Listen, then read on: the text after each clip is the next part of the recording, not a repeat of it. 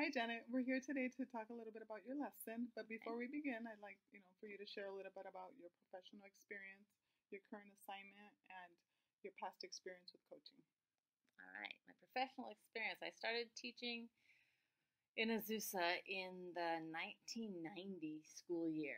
And for the first 20 years, I taught kindergarten and some K1 and some first grade, but mostly kindergarten. And then I came here to Murray, and I've been teaching third grade starting in the 2010 through 2011 school year. So this is my 8th year in third grade here at Murray. Okay. And what is your past experience with coaching? I haven't had a lot of experience other than, the typical with administrators, and usually it's observation and it's more those kinds of things than real coaching. I've been through one experience when I was teaching kindergarten where we actually did some peer coaching and those kinds of things. And one administrator that I worked with for a year, I was out of my classroom and I worked with a program called Atlas where we were doing technology instruction.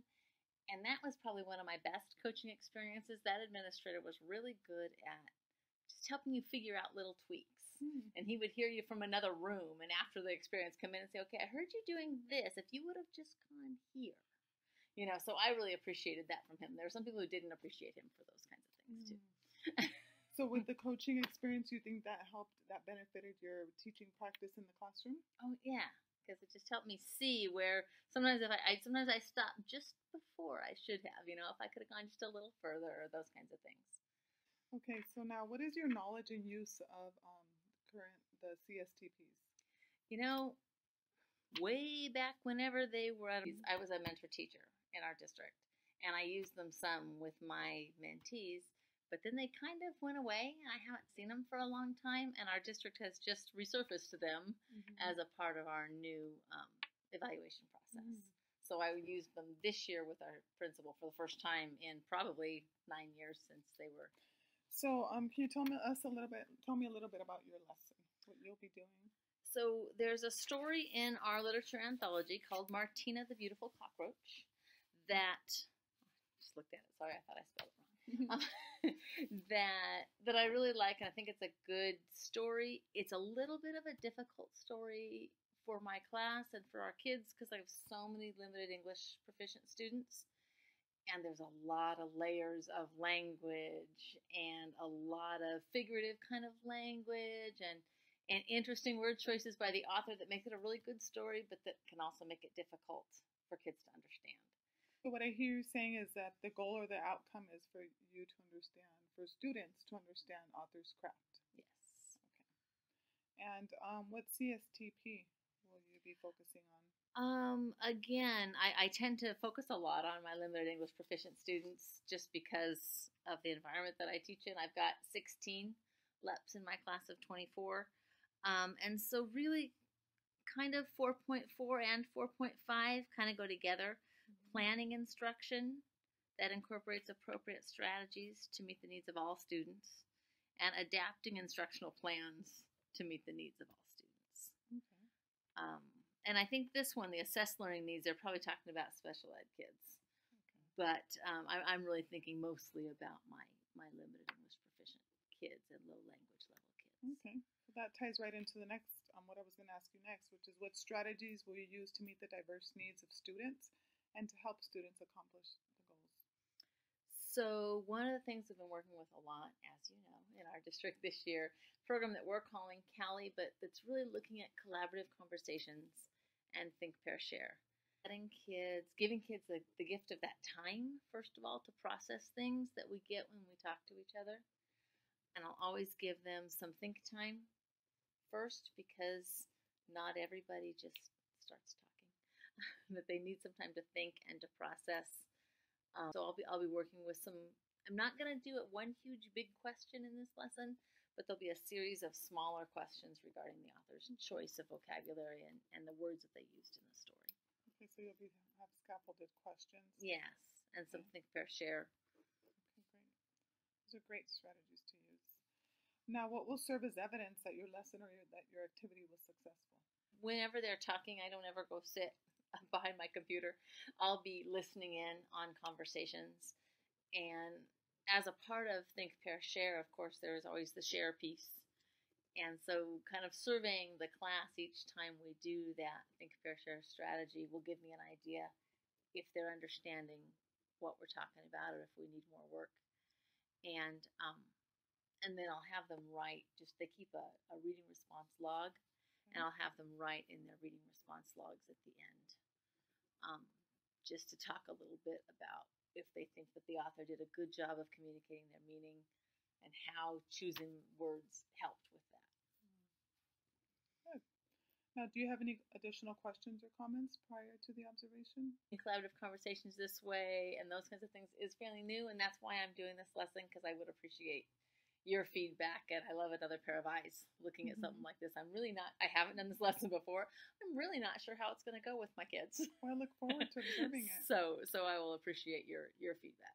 Okay, so suggestions. Okay, yeah. Great. So that's what I'm here for, to coach you and to guide you along. So I'll be doing that when I come and observe you tomorrow. That Martina the Beautiful Cockroach is a great story. But it is not just a great story because of the ideas that I think that it's a great story because of the way the author wrote it. And if you remember way back in the beginning of the year when you very first started doing writing centers, we read this book to talk about some things that an author does. I'm not going to reread the whole book if you were a writer, but I'm going to remind you of some of the things that it talks about. And one of the things that it says, if you were a writer, you wouldn't tell about what happened in a story. You'd think of words that show what is happening.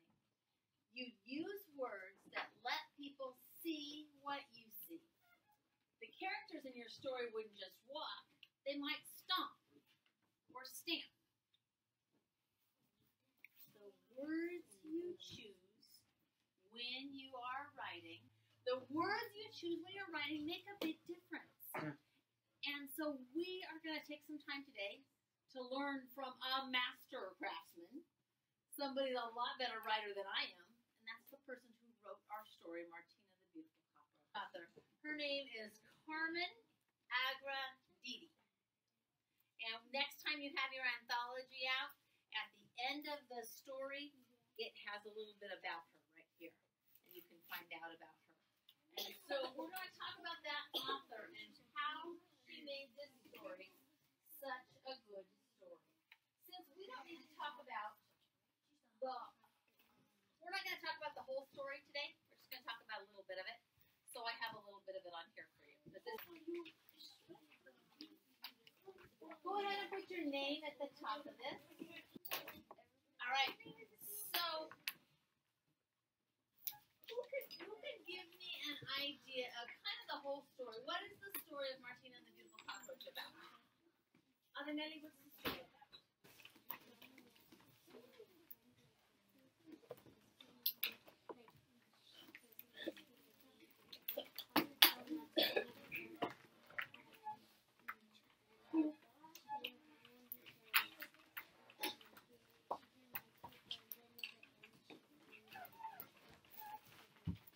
Fantastic summary of our story. Martina's grandma wanted to help her find a husband, and she gave her the idea of the coffee test, right? So she could test all the people.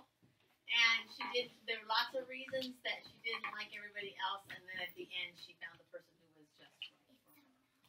All right. So the first thing we're going to do together is reread just this part so we can remember this. So remember, my expectation when we're reading together is that your finger is on the words. And I hear your voice reading with us. It should sound like there are 20, how many of us are there today? Fanny's not here. So it should sound like there are 23 third graders reading with their teacher. Here we go. Don Cerdo, the pig, hoofed up next. His smell curled the little hairs. And I want to know. I want you to say it out loud. How did Martina think pigs smell? But not only how did Martina think pigs smell, What words or phrases did the author use to tell us? I know what a phrase is. What do you think? Could be the paragraph. When it's a phrase, that just means more than one word. So she might have used 2 or 3 words together that gave us an idea. So, how did Martina think the pig smelled? How do you know? What's in the text? Where's your evidence? What words or phrases did the author choose? Because does it say, Martina thinks pig smells blank? Does it say that? No. The author didn't tell us that way. She used some other word choices. I'm going to have you take 1 minute to go ahead and look for the words or the phrases in there that you think tells how Martina thinks pigs smell. And on the side of your paper, you have a place where it says Notes 1. Go ahead and write. You can circle the words if you want. If you want to write yourself any notes for your conversation, you can write them there. Okay, so you have, if there are sentence stems in your red folder that you think would help you write about it, sure, you're welcome to use that. We'll use that in just a minute. Remember, this is quiet individual think time while the light's on. Nobody talks. Go ahead and answer that question for you. Just think about it.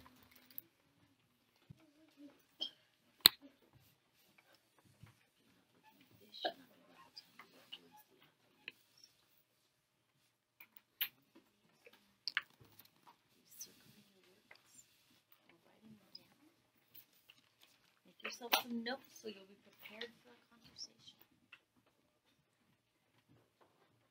So we're going to make some quick partnerships right where we are. Let me see where that's not going to work today. How did Martina think pigs smell? What words or phrases did the author use to tell us this? I'm going to really be looking for if you can build on each other's ideas. So if the first person says, oh, I think Martina thinks pig spelled blank, the other person might say, I'd like to add something. I think the word this helps us know that. What to do? I'm just going to give you 2 minutes to talk to each other about this. Go ahead and 2 minutes.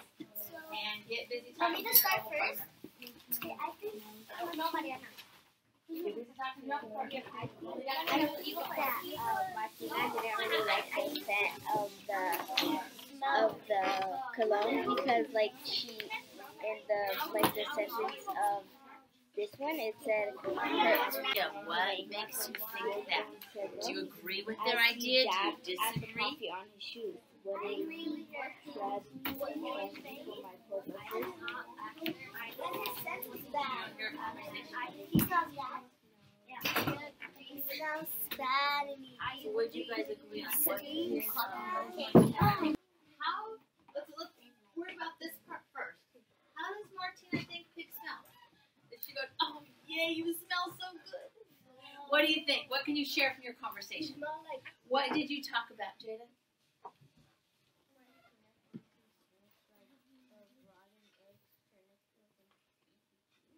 Okay, so help me understand how you connected that. Why? Who is it that talked about rotten eggs, turnip peels, and stinky cheese? Was it Martina? Did Martina say these words, or did Doncero? Let's see. Oh no, señorita, it's the sweet aroma of my pigsty. Rotten eggs, turnip peels, stinky cheese. Doncero licked his chops and sang. Who's talking there? Oh, who's talking? You're going to need that information in just a minute. Hold that in your head. What did Martina think? What did Martina think?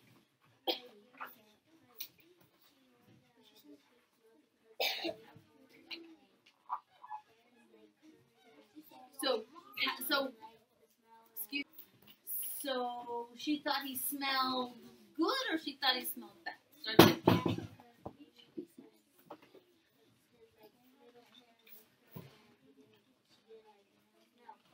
So up here when it said his smell curled the little hairs on Martina's legs, those words helped you know that she didn't like the way he smelled? Okay. What else? Martina didn't like the smell of the pig because on the first part it says, like Adelady said, it said that his smell curled the little hairs on Martina's legs, and also because right there it said that Martina wheezed. Martina wheezed. Oh, what does that word even mean? Martina wheezed.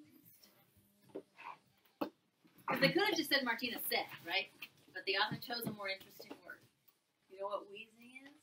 It's like when she took a nap after, when you heard it, you just take a nap. When you just had enough of something, kind of. It's when you wheeze. It's when it's really hard to breathe. The hairs on Martina's legs, and we talked about wheezed. Did you think who had something else that you talked about as a partner about what words helped you know how Martina? Yes, Katrina. The words that he tells why she likes him. Yeah. But remember we talked about that. Who was talking down here? Who talked about rotten eggs? The pig did, not Martina. There's another thing that Martina said that makes me think. Did anybody get anything else? Let's read it again right now. Help me read. Don Cerdo, everybody. Don Cerdo the pig hooked out next. His smell curled the little hairs on Martina's legs. What an unimaginable scent, Martina wheezed. Is it some new pig cologne? What else in that part? What else, Daddy? What else in there told us that she didn't think he smelled good? Did she say, "Oh, how lovely you smell today"? What did she say?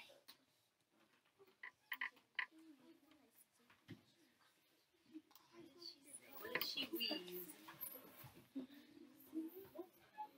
No. What did she say? Unimaginable. What a word that is, huh? Unimaginable. If you can imagine something, it means you can think it. So with the prefix un, what do you think that means? Imaginable means I can think it, I can imagine it. So unimaginable. Oh, something is unlikable, undoable. What does un mean? What does un mean, Jade?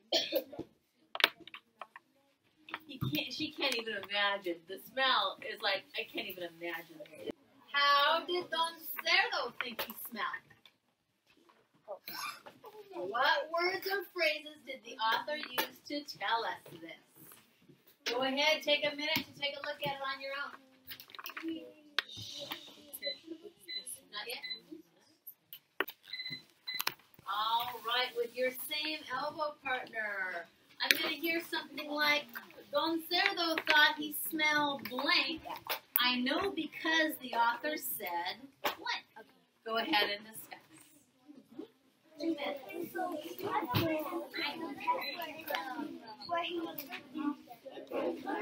I know that your author was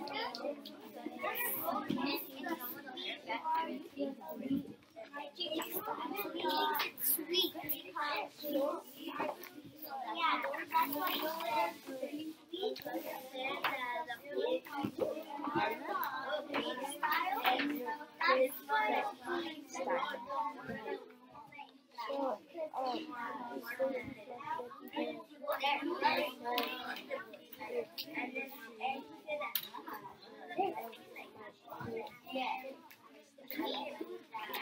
I also think that too.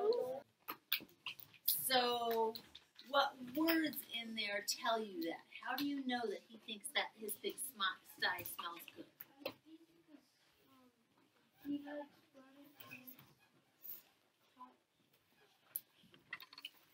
Turnip, peels,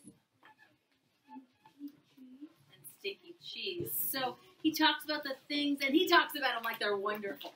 Would you talk about rotten eggs like they're wonderful? Oh, I love rotten eggs. No, Ryan, what about you? Would you talk about rotten eggs like they were wonderful? The pig did. So how does pig think? What words did you just point out? What does it say? What words did the author use? The author used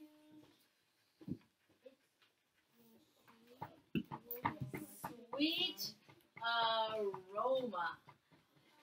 Sweet aroma. Aroma is the smell of something. So the author goes, oh, it's the sweet aroma of my pigsty. And then you guys also pointed out that he compared it to all the things he has there. Rotten eggs, turnip peels, and stinky cheese. Nice job. And then it says he licked his chops. What do you think that means? Do they have an idea? Oh, excuse me. He said yes. He licked his chops exactly. So if you lick your chops, it's like, because he's saying all the rotten eggs, turnip peels, stinky cheese. Do you agree with Don Cerdo? No. Yum to rotten eggs? No. Stinky cheese? All right. But I am going to ask you one more question.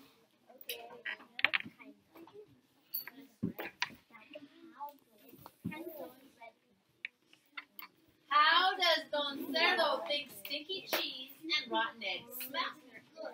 How does the author let us know? Listen, what other foods might Don Cerdo like? He says that it's aroma. Let us know.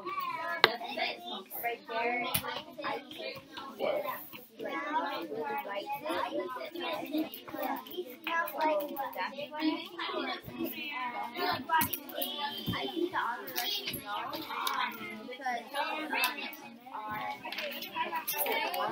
So what do you think about that, Brian? Can you paragraph 2, sentence 3 and 4 says that he said those things. Okay, so first of all, let's take a look at the first question. How does Don Cerdo think stinky cheese and rotten eggs smell? Who can answer that? You want to give me the answer for that one? Go ahead, Vanessa. I think he likes the smell of his cologne because when he said it's the sweet aroma of my pigsty, and also when So you know that he likes it, and the author let us know when they talk about the sweet aroma, right? That's the word choice that made that difference for you. Okay, good. I'm gonna move on to somebody else. So now, you ready? Is everybody ready? Because we're gonna go around really fast. Have your idea in your head. What other foods might Don Cerdo like? Jaime and Brian. Why you take notes? Like what? Like what? Give me an idea. Give me an example. I'm gonna come back to you. You guys talk about it. Think about an example. What else might he like? Rotten banana peels. What else might he like? Rotten apple.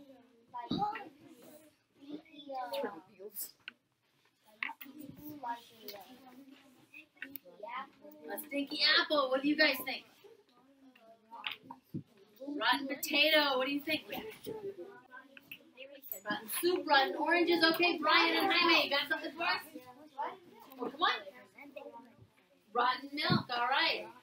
So I think that if this author wanted to be kind of boring, she could have said, Don Cerdo walked up.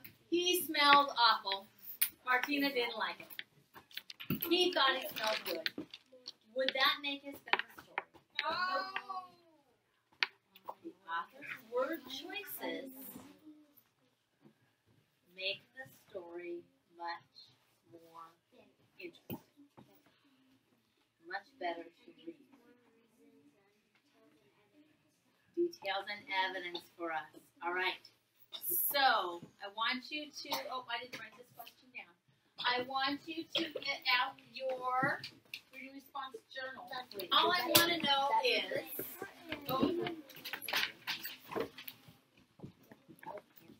Axel,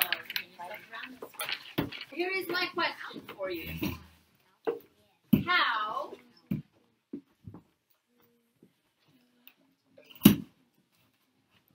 does, the author's name, Carmen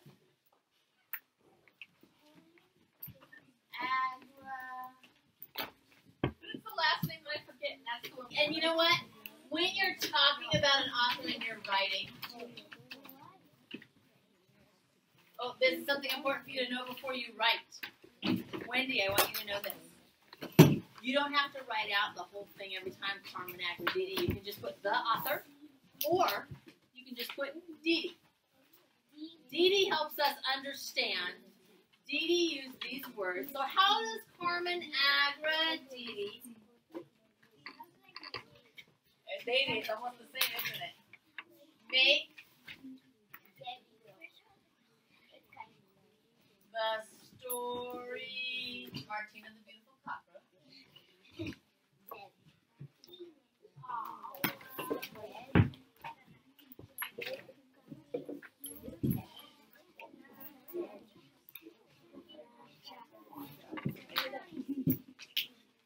Oh, and what do I need to do with Martina the Beautiful Cockroach?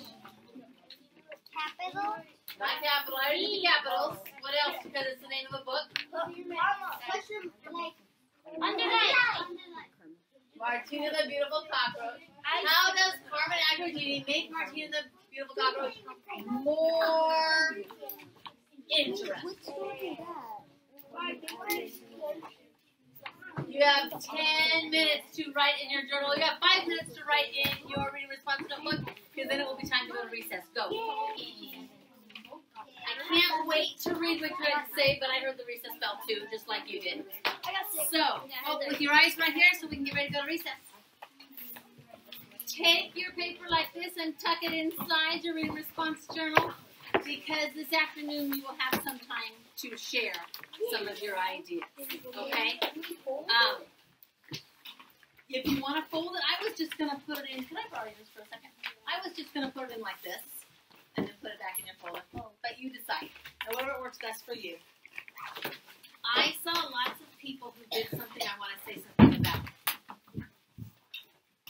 A lot of you really pay attention to this question.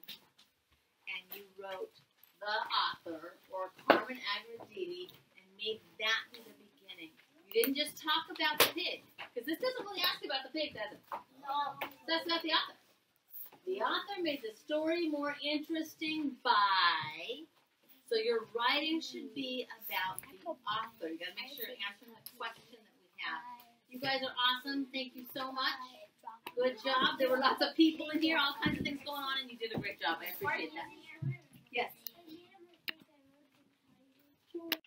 Hi, Janet. We're here today to talk about your lesson.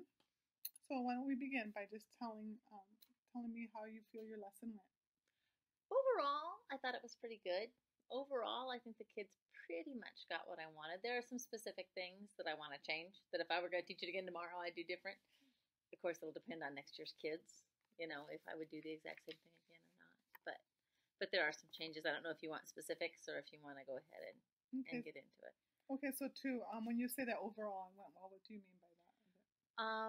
I mean that it seemed like most of the kids were on task most of the time. Most of the kids were getting the idea of the words that the author used, and that they didn't just use super simple, you know, it wasn't just big, it was enormous or giant or whatever. That they were understanding the idea of author's word choice, and which is really what I wanted them to get out of it. Like I said, there are a few things I could have done different, but I felt like most of the kids, their writing doesn't completely reflect that. I think that's one of the things I would change, is the way writing doesn't really reflect what their conversation. I was so glad we had done the conversations, because I learned lots of things about my kids by listening in on conversations that I wouldn't have known if I only had the writing. Okay, so to what extent do you feel that your students met the goals? Revisit it a little bit today and see what happened, and so I'll show you. This one's just easier to read. So I had them just make a little chart like this today, and in partners, they reread the story and they looked for interesting word choices and the meanings of what they were. And every pair was able, I think this pair had maybe the fewest things, and every pair was able to come up with 4 or 5 or more words that were good words, that were interesting word choices. So I felt like this was almost a better assessment for me of whether they understood the lesson than the writing that they did at the end of the lesson. Now, so as we tie this into the CSTPs 4.4 and 4.5, which is planning instruction that incorporates appropriate strategies to meet the learning needs of all students, and adapting instructional plans and curriculum materials to meet the assessed learning needs of all students. Do you feel that your lesson tied in well with these two CSTPs? For the majority of my kids, yes. There's one student who I didn't really think about how to support her in this lesson, and that I would, again, look at some things differently with her figuring out how to do that. Mm-hmm. One student who is my lowest ELD student, and she's also an RSP student. And she just kind of sat and observed another group, and I don't know how to pull her into some of these ideas a little bit more when they're pretty difficult ideas for her. So you had her in essence shadow? Yeah, I did have her shadow another. I put her in a group of 3, which is what she's kind of used to. I'll say, this is going to be your buddy today. And she works with a group, but sometimes I feel like that's maybe not enough. That she needs maybe she needs an experience with a text more at her level or something sometimes, so that she gets the same ideas. Okay, so I want to begin with a few of the strengths that I noticed in your lessons. I noticed that students are comfortable in their learning environment. You have a very positive learning atmosphere in which students feel comfortable. There's no tension. Everyone knows what they're doing. You have a good established routine. Students are very familiar with the classroom procedures and expectations. Their norms are established as far as their use of sentence frames. They all just automatically went to reach for their sentence frames and use them. When they're having their collaborative conversations, I noticed they're making eye contact or acknowledging one another. Yeah, a lot of those things we don't even talk about anymore because I just expect them now. We started the year talking about them. I saw throughout your lesson a continuous adaptation and differentiation, which really goes back to the CSTPs 4.4 and 4.5. And I saw you monitoring and facilitating a lot of the conversations as you went from group to group. You kind of listened in on some of them and kind of just held back, and just let them engage in the conversations. And for some, I noticed I needed a little bit more support. You would go in and try to help them and guide them. And something that I really noticed was the use of the timer and you sticking to the use of the timer. That takes a lot of skill.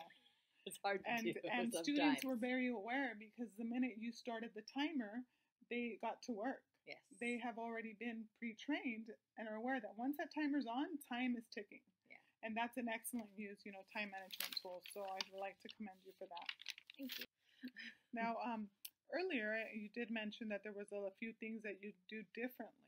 So I'd like to hear from you what you thought you do differently besides the writing. Is there anything additional that you think you would change and why? I didn't bring one of my papers with me, but the first they tended to connect to the part about stinky cheese and rotten eggs because those were things that they know about. Okay, either I would start with that because they're more connected to it, and then move on to what Martina thought of the pig, or I wouldn't read that bottom part. We'd cover that part up. Just in this top part, what words would tell you how Martina felt about the pig. So narrow the writing, even though the passage, you took an actual excerpt from the textbook selection or the text selection, right. And so you'd saying just chunk it. But yeah, for the first question, we're only going to read these first 2 paragraphs.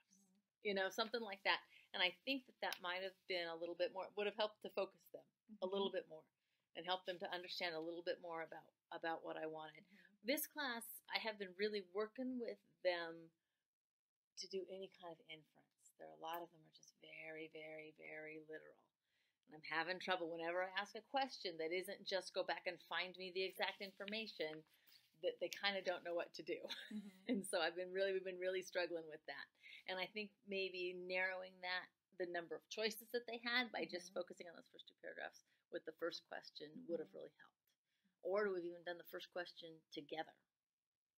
Okay, yes, and that would And definitely then ensure that all students are engaged because, I mean, throughout your lesson, like I said, most students they had the opportunity to speak, Yeah. whether it was their initial idea or they were repeating what a partner said. I noticed in a group beside me that one student was very quiet, but the other student encouraged her to speak Oh, good. and to Good. and asking her, well, can you tell me what I said?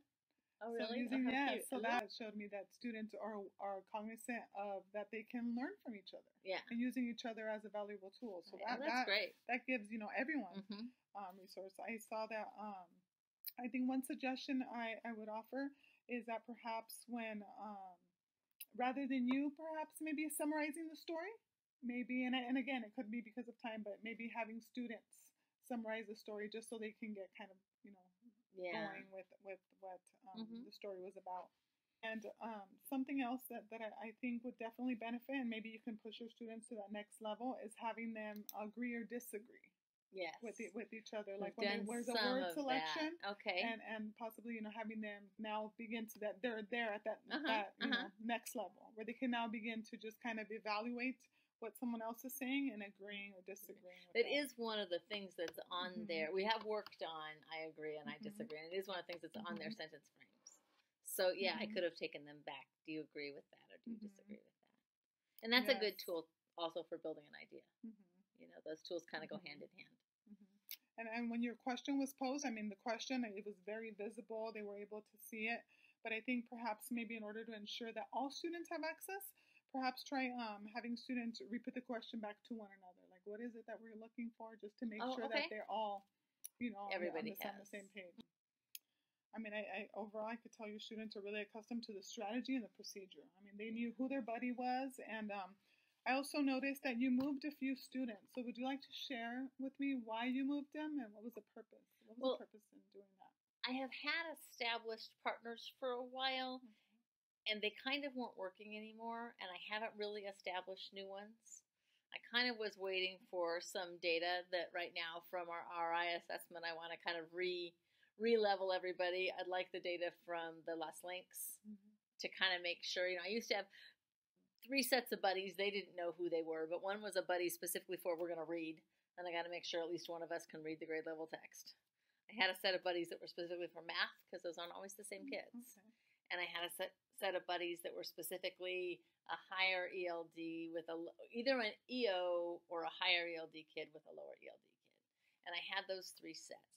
And some of those partnerships just weren't working anymore. And so I'm kind of in the middle of trying to figure out how to redo those partnerships. And this was kind of in the meantime. I looked at where they were sitting and went, okay, we're okay. And a few of those weren't okay. And so that's kind of why I moved kids, because I just knew there were a few things. For the most part, it was going to work out okay how it was, but there were a few kids who it wasn't going to work for. And so I tried to be strategic about how I put those kids together. Yeah, and that's great because that, again, shows that you're really tied into those 2 CSTPs, which is 4.4, differentiating and giving all learners access. So that's great that you did that. Establish those partnerships. I like when you call them partnerships. I also noticed that your students had a question menu type thing. It was like a menu or frames. Oh, right, yes, all the sentence frames. Yes. And you had them specifically focus on certain frames. Yeah, we were looking at specifically on the ones for building. The ones for building an idea are our newest. We've only had those in their folders for about a week.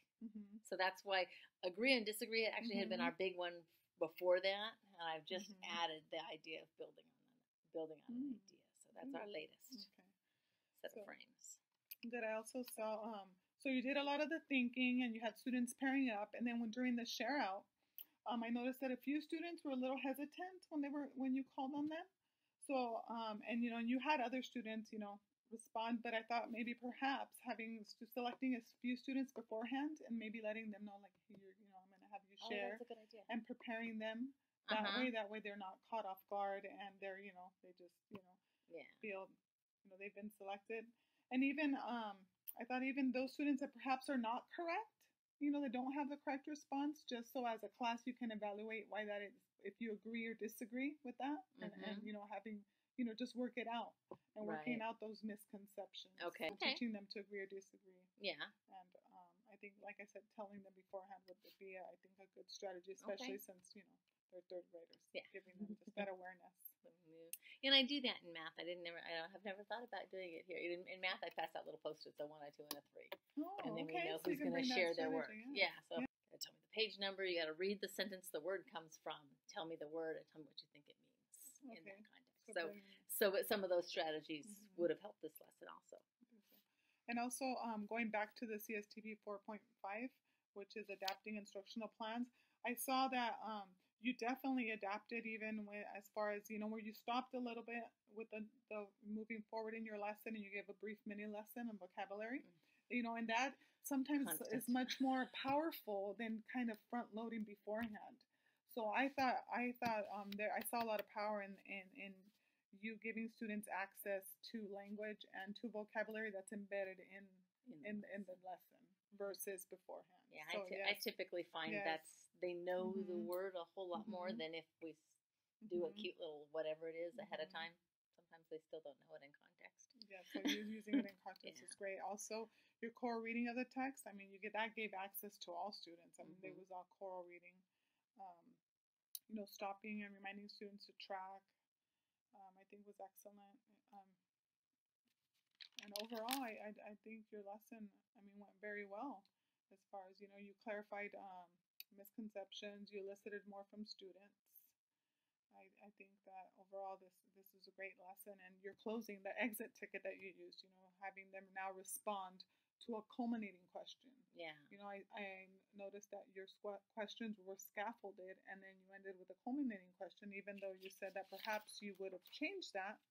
I think that gave you a good idea or picture of where they are as far as, understanding author's craft, and word choice. Right. And I think that was a good concrete evidence of the lesson. Yep. They do listen to what you're saying because they did. I saw that in some of the writing, but I thought maybe another area that they could probably benefit your lesson is maybe rather than telling them what the author's word choice and what they do for the reader, maybe having, and again, going back to time, having them come to that realization, guiding that out of them. Why would they choose to use these words? And understanding for them. Yes. It makes it interesting. Yes. It makes it interesting. Having them, come to that realization. Okay. Posing it as a question and allowing students, to realize that and have that aha moment. Okay. But I think overall, your lesson was great. I had majority of your students were actively participating. The students that weren't, they had a partner who encouraged them to and held them accountable, which I think it shows excellent use of your students and the power in learning from one another. So you've done a great job at doing that. Thank you. Yes. Working on trying to figure out how to let them carry part of the cognitive load, even though they're only 8 and 9 years old. So now, is there anything else that I can do to support you to improve your practice, or any additional information or comments that you'd like to share? I don't think so. I've been using collaborative conversations since we started this new series, and that was the word, and Think Fair Share for a while. But this level, obviously, and is a whole new thing. And I think I just need to keep doing it and seeing other people do it and trying it and seeing what works and trying something different and knowing that another group of kids it's going to be different with. I know the kids I had last year, it would have been different with than the kids I have this year. They just have different strengths and different knowledge bases and all those kinds of things. So we'll keep figuring it out. Okay. So would you agree maybe perhaps the next steps would be more of like teaching students how to agree or disagree and evaluate each other's answers or responses? Yeah, I would like to bring that into our share. Okay. I've never thought about that in the share time. And I think I have to be a little bit careful. And I can't agree and disagree like this because a thumbs down would mean I don't like you because we're 8. Yeah. So I'll need to find a way to do that constructively so that they don't just agree with their friends and disagree with the people who aren't their friends. Because we tend to go those kinds of directions sometimes if I'm not really careful. So perhaps, a different strategy and agreeing or disagreeing through the use of talk moves. Okay. Talk moves would be something that probably would be beneficial. Okay. 8 years old. So I just have to think about what they would be so that disagree wouldn't be a negative thing. Yeah, we'll look into that. Okay. All right. Oh, Help you yeah, that do would be great. I would love to know more about talk moves. Okay. I've heard little bits about it, but I've never really used them. Okay. So that would be so a talk good moves thing. would be a good way, and it'd be nonverbal as well. Yeah. And make sure that way all students are engaged and they're listening and yeah, so talk So moves. a few, we do the Me Too, and we agree, and we have a few little ones. Actually, this year, though, I don't know if I've done a whole lot of that. That might have been something I let slip when I added other things. Yeah. Okay, Jenna, well, it was a pleasure to be your coach, and hopefully that I can help you just continue to grow. All right. Thank you.